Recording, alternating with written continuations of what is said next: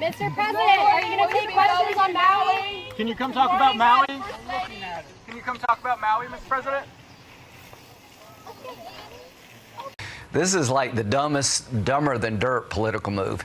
On a Friday afternoon, and anything bad you want to talk about on a Friday afternoon, they make a 4-minute announcement. We're going to turn Weiss into a special counsel to remove any and all doubt. Andy's right. There is no ongoing investigation of Hunter Biden or Joe Biden. Why would you accept a plea to half the case if you were continuing to investigate the guy for other crimes? Nobody ever does that. The only reason we're talking about this is the plea deal blew up because of a good judge.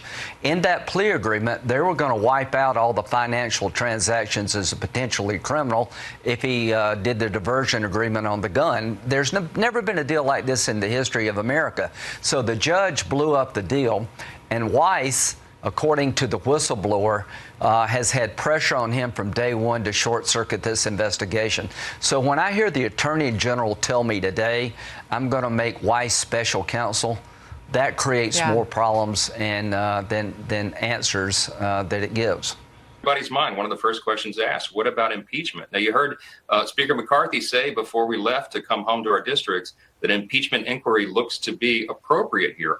That's my personal view. I agree. And it would open a new round of subpoena power, of investigation power, and take it to the next level. And it would also, I think, maybe for the first time, require the mainstream media to cover all of this, because the most of them are involved in the cover-up as well. But that said, let me hasten to say, Sean, and you and I know you agree with this.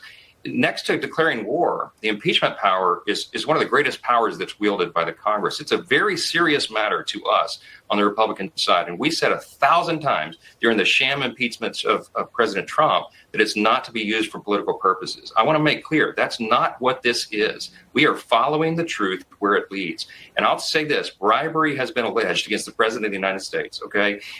Article 2, Section 4 of the Constitution lists bribery as the second cause for impeachment.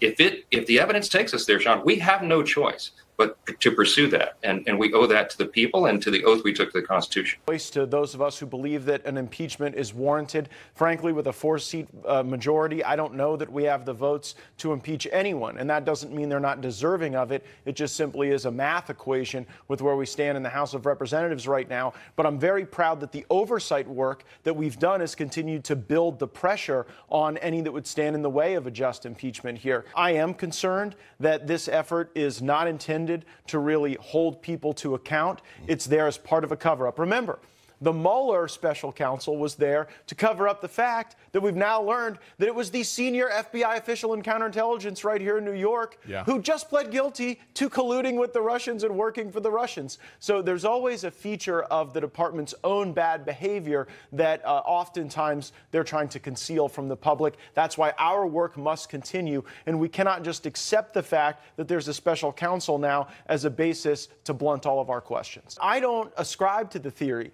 that we just have to surrender sending criminal referrals because somehow Merrick Garland will never prosecute them. For many of the crimes that we are observing, the statute of limitations is 5 years. And so we could send criminal referrals to the Department of Justice. We go take the White House back, and you never know, David, it may be an Attorney General Matt Gaetz down the road or someone of my liking who will be there to actually enforce the law and provide the accountability, not just the vision, but the actual accountability. The people that are sending you those messages deserve that in a free and just and constitutional republic.